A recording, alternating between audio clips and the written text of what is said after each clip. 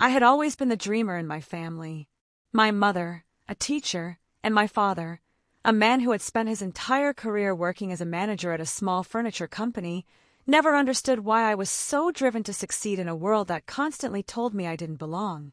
My dreams of working in tech, in a male-dominated industry where the odds were stacked against me, were always met with skepticism. "Why don't you get a stable job?" my mother would ask, her voice laced with concern as she set aside her knitting. My father, too, would shake his head with a sigh, muttering about how much more appropriate it would be for me to pursue a career in teaching or healthcare, something stable. But stability was never enough for me. I had bigger plans, ones that would make my family's narrow view of the world seem irrelevant. The problem was, no matter how hard I tried, no matter how much I achieved, I was always met with indifference, or worse, derision. I had worked tirelessly to earn a position at one of the top tech firms in the industry, finally securing a spot in a prestigious company that promised to be my big break. But that moment, the one where I could finally prove to them that I wasn't just a dreamer, was short-lived. I got fired. It wasn't unexpected, but it stung all the same. I had been the only woman in a department full of men, and every day felt like an uphill battle. The men in my office would dismiss my ideas, talk over me in meetings, and undermine every decision I made. When I was let go, I wasn't surprised. They had found a reason, an excuse, and used it to rid themselves of a woman who dared to take up space in their world. Walking out of that office for the last time, my heart felt heavy, not just from the loss of the job, but from the weight of my parents' expectations. They had always told me I could be anything I wanted, but I knew deep down they didn't truly believe it. When I got home that evening, my parents didn't even greet me with the sympathy I expected. Instead, my mother was preoccupied with dinner, humming under her breath as she stirred the pot, while my father sat in his armchair, his face buried in the evening newspaper. "How's the job hunt going?" my mother asked without looking up. "I'm sure it won't be long before something else comes along." Her voice was hopeful, but I could hear the subtle undertone of doubt. I stood there, trying to gather the courage to tell them what had happened. The words stuck in my throat. "I got fired," I finally said, my voice barely above a whisper. My father didn't even glance up from his paper. "I knew this tech stuff wasn't for you," he muttered, his tone dismissive, as if my failure was just another minor inconvenience. "You've got to learn to make smarter decisions, sweetheart." His words stung more than the rejection from my job. There it was again, his unwavering belief that I had somehow failed, that I had fallen short of expectations he never fully understood. And my mother, she didn't respond at all, her silence louder than any condemnation. She simply nodded and continued stirring the sauce on the stove. That night, I sat in my childhood bedroom, my mind racing. How had I ended up here? Why was it always me who had to fight so hard for everything I wanted, while they sat back and lived their comfortable, predictable lives? The frustration bubbled inside me, threatening to spill over. I had always been the one pushing myself to be more, to be better. But in the end, I was still just a disappointment in their eyes. I wasn't their idea of success. I wasn't good enough. And yet, something in me refused to give up. I wasn't done. Not yet. 2 years passed since I lost my job. I had taken a step back and reevaluated everything. I didn't let the disappointment break me. Instead, I used it as fuel to drive myself forward. I found a job at a small but promising tech startup, one that didn't have the same level of toxic masculinity as my previous job. And this time, things were different. The hours were long, but they didn't feel like a sacrifice. I was building something of my own. The work wasn't easy, but I thrived on the challenge. I was hungry for success. Over the next year, I helped the company land a major deal with a global partner. The product we were developing started gaining serious attention, and I became the face of its success. I worked harder than ever before. I knew this was my chance to prove to myself, and to everyone who had ever doubted me, that I was capable of greatness. And then, one day, everything changed. I received an unexpected email from an investor. It was an offer I couldn't refuse. Fisher Tech Solutions, the company where my father had worked for over 30 years, was struggling. But there was potential. The investor saw that, and they wanted me to lead the turnaround. I had spent my entire life watching my father work for Fisher Tech, his entire identity tied to that company. He had always been proud of it, of his role in it. But I had also seen how the company had been failing for years, how it was clinging to outdated practices, and how the leadership had failed to adapt. The offer was too good to pass up, so I did something no one ever expected. I bought the company. The deal went through quickly, and suddenly, I was the owner of Fisher Tech Solutions, the very company my father had spent his entire career at. I couldn't believe it at first, but then the reality set in. I had done it. I had beaten them at their own game. I was now the one in control. I wasn't just some employee anymore. I wasn't the disappointment they had always labeled me as. I was the boss. It was time to show them all. The next day, I called my parents. I could hear the surprise in their voices when they picked up the phone. They had no idea what I was about to tell them. I bought Fisher Tech, I said, keeping my voice steady.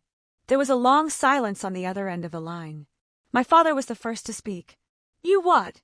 He couldn't believe it. I could hear the disbelief in his voice. You don't know what you're getting yourself into. Fisher Tech isn't what it used to be.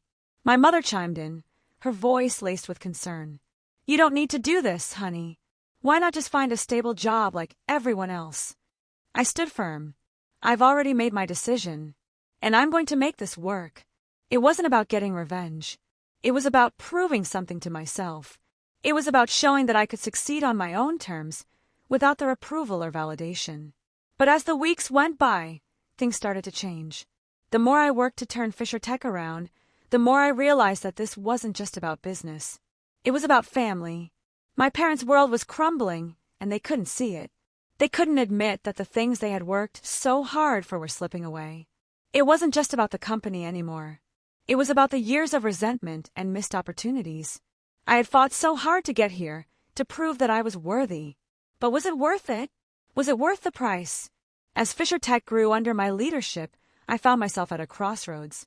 My family was still entrenched in their old ways, still clinging to the ideals they had lived by for so long. They didn't understand what I was doing. They didn't see the changes I was making. And yet, they still expected me to follow their path. But something in me had changed. I wasn't just doing this for them anymore. I was doing it for me. And just as I thought I had everything under control, something unexpected happened. An email appeared in my inbox, an offer from a former colleague, someone I had trusted. The offer was too tempting to ignore. The question was, could I take this deal without losing everything I had worked for? The answer, I knew, would change everything. And as I sat at my desk, staring at the screen, I had to ask myself, was I truly ready to let go of everything I had built to chase something more? I stared at the email in front of me, heart pounding in my chest. The subject line read, "Opportunity of a lifetime, a game-changing investment." My fingers hovered over the keyboard as the words on the screen blurred. I had just spent months rebuilding Fisher Tech Solutions from the ground up, and here I was, facing a decision that could change everything. Could I really do this? I whispered to myself. The offer was tempting, too tempting. It wasn't just about business anymore. It was personal. This was my chance to prove I could succeed on my terms, once and for all, even if it meant risking everything I had built so far. But as I sat there in my sleek office, overlooking the city skyline, I couldn't shake the feeling that something was off. My instincts were screaming at me to walk away, but the opportunity was too big. The stakes were too high. It had been 3 weeks since I bought Fisher Tech Solutions, the company my father had spent his life working for. The weight of my new position as CEO was heavier than I had anticipated, but I'd proven everyone wrong. The deals were rolling in, the company was back on track, and yet my family was still absent. They still didn't understand. They still didn't get it. I thought buying the company would give me a sense of satisfaction, a feeling of victory. But instead, it had been a constant reminder that I was still fighting for their approval, fighting for something that wasn't even mine to claim. I glanced at the phone on my desk.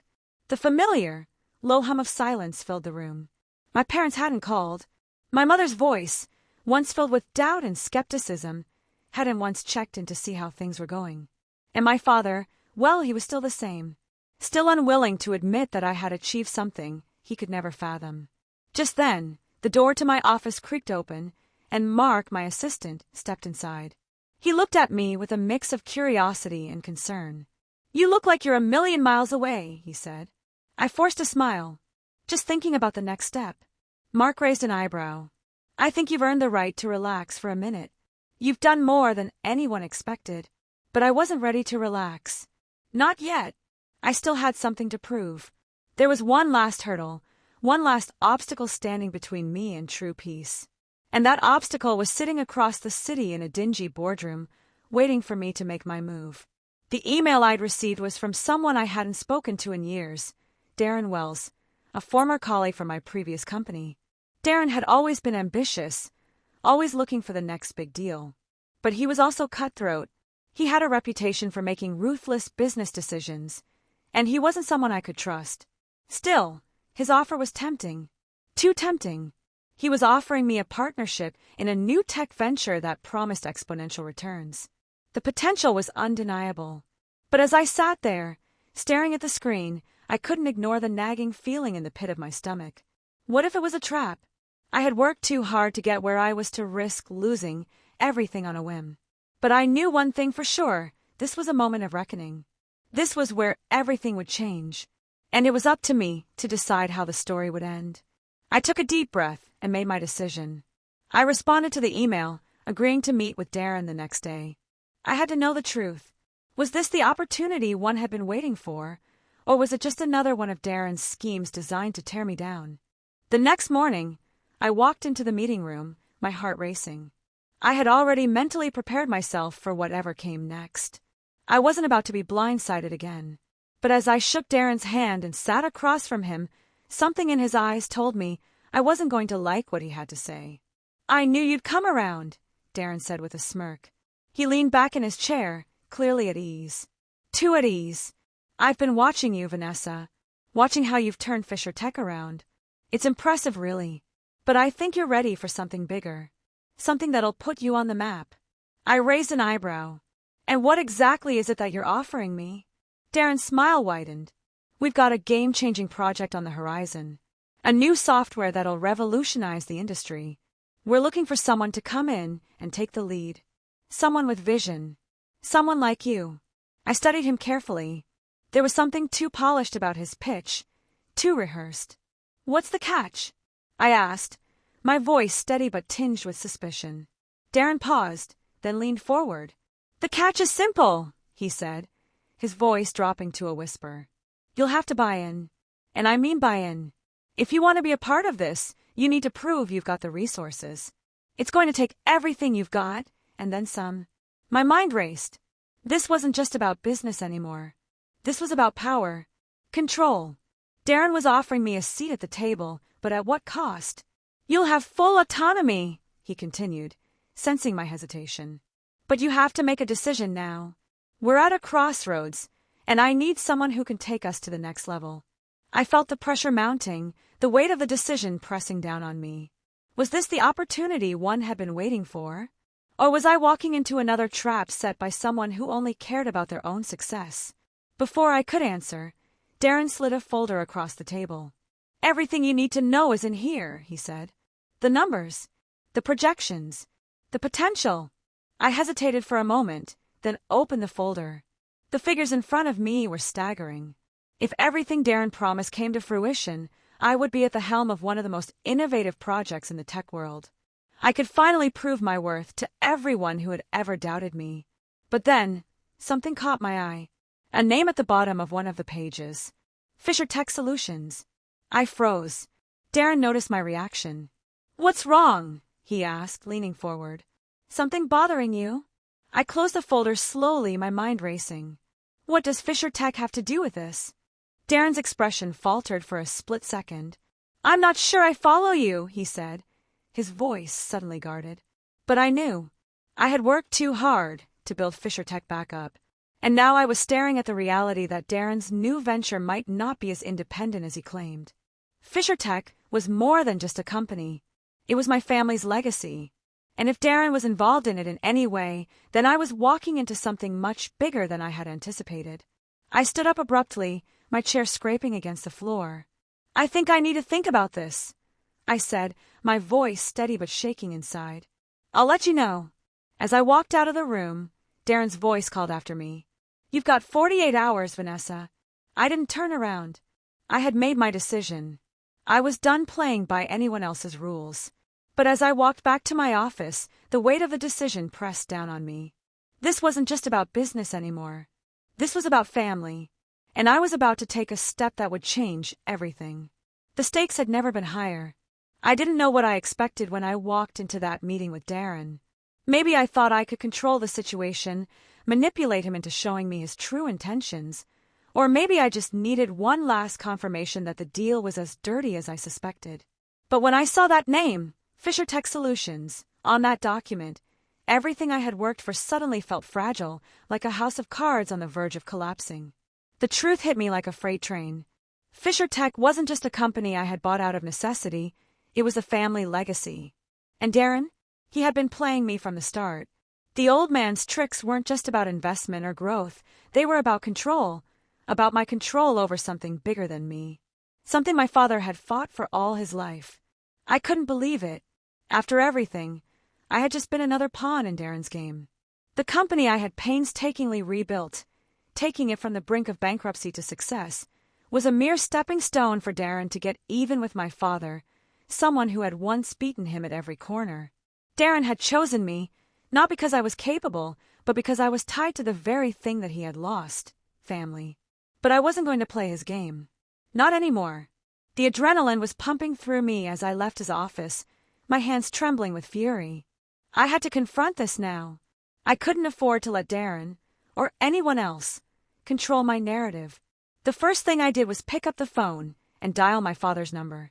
It rang for what felt like an eternity before he answered. His voice was hesitant, like he already knew what was coming. "What's up, Vanessa?" he asked, trying to sound casual. "I need to talk to you," I said, my voice cold. "In person." The evening sky was painted with shades of orange and pink when I arrived at my parents' house, the place that had always felt more like a prison than a home. My father greeted me at the door, his expression unreadable. I didn't wait for pleasantries. The anger and betrayal I felt boiled over. "I know what you did," I said, staring him down. His face froze, eyes darting away as if he were trying to find an escape. "What are you talking about?" he asked, his voice shaking ever so slightly. "Don't play dumb," I snapped. "You and Darren, this whole thing, it was always about you. This wasn't just about me making a name for myself, was it? It's about you getting revenge on your past, your failures. You manipulated me, used me to get back at someone you thought wronged you years ago." My father's shoulders slumped as he let out a long, defeated sigh. For the first time, I saw the cracks in his facade. "I didn't want to hurt you," he said quietly. "But I thought, no, I was convinced this would help. This is the only way I could. Help me." I cut him off, disbelief filling my voice. "You never helped me, Dad. You never even tried. You threw me into the lion's den and told me to sink or swim, all the while acting like you were proud of me. But all you've done is try to control me from the shadows." "That's not true," he whispered, almost pleading. "I didn't mean for it to turn out like this. I wanted you to be better, but I couldn't help myself." The words that followed were thick with emotion. My father was a man who had always measured success by what he could control, by what he could build with his own hands. But when it came to his children, he couldn't bear to see us do what he couldn't. His failure, his fear, had turned into an obsession, and I had become the tool of that obsession. I felt the weight of my own anger. The years of fighting for something he never understood, the years of proving myself to a man who would never believe I was good enough, even after I had proven time and time again that I was. But now was the moment. It wasn't just about getting revenge, it was about taking control back. For me. For the legacy I was going to build. I stood up, my spine straightening as the cold truth set in. "I'm done," I said, my voice hard, resolute. "Done trying to prove myself. Done trying to live up to your expectations. This isn't about me or you anymore. It's about making the right choice. For once in my life, I'm choosing me." My father opened his mouth to speak, but I held up my hand, stopping him. "I've made my decision. I don't need your approval. I don't need your help. What I need is to create something better, without you, without your baggage." He blinked rapidly, trying to process what I was saying, but I wasn't giving him a chance to respond. I walked out the door, each step a defiance, a declaration of my independence. The very next day, I arranged the meeting. Darren, sitting there with that smug grin on his face, didn't even see it coming. I was done being manipulated, done being a pawn. I was done waiting for something that would never come. I met him in the same office where I had once been lured into his trap. His arrogance practically oozed from his chair as he leaned back, fingers tapping on the armrest like he had all the time in the world. "Vanessa," he said with a crooked smile, "I'm glad you came around. I knew you'd see things my way eventually. You're smart. You've got drive." "I've got more than drive, Darren," I said coolly, my voice steady as I stood across from him. "What I've got is power." Darren's eyes narrowed, suspicion creeping into his expression. "What are you talking about?" "I'm talking about taking back what's mine," I said, my voice a knife's edge. "I've been playing your game long enough. You think you have the upper hand, but you've underestimated me. I'm not here to follow you. I'm here to take control." His smirk faltered for a moment. "What exactly are you planning, Vanessa?" I leaned forward, eyes locked onto his. "I'm going to do what you never could, Darren. I'm going to fix Fisher Tech, and I'm going to make sure you can't touch it." Darren opened his mouth to respond, but I cut him off. "And you're going to walk away from this deal. Because if you don't, I'll make sure your name is nothing more than a footnote in the company's history." The tension in the room was palpable. Darren, for the first time, looked like he was on the back foot. His bravado was crumbling, and I could see the fear creeping into his eyes. He had always thought of me as just another weak woman who didn't know how to play in his world. But now, I was the one who held all the cards. "You can't do that," he said, his voice losing its edge. "I just did," I replied. "And if you don't walk away from Fisher Tech right now, I'll make sure your reputation is destroyed before you even get the chance to blink." For a long moment, he just sat there, staring at me, weighing his options. Then, finally, he let out a bitter laugh. "You're a lot more ruthless than I gave you credit for," he said, standing up. "Fine. You've got it. You win." I watched him leave, my heart racing. The adrenaline was still coursing through me. I had done it. I had taken back control. And it felt good, better than anything I had ever imagined. The following weeks were a blur of activity. Fisher Tech was mine. I rebuilt it, reshaping it into something my father never could have imagined. I turned it into a place that valued innovation over tradition, that encouraged creativity rather than stifling it. I surrounded myself with people who believed in the future, not the past. And slowly, my vision began to take shape. But as my business flourished, something else started happening. My family, my father, my mother, began to watch from the sidelines. They saw me succeeding. And though they never admitted it, I could feel their eyes on me, their eyes filled with a kind of grudging respect. But it wasn't enough. It could never be enough. I had finally learned that family wasn't defined by blood. It was about who showed up when it counted. And now, standing at the helm of my own empire, I had learned that the greatest revenge wasn't in their downfall. It was in the success I had built on my own. And with that success, I knew one thing for sure. I was no longer waiting for their approval. I had built this for me, and that was all I needed.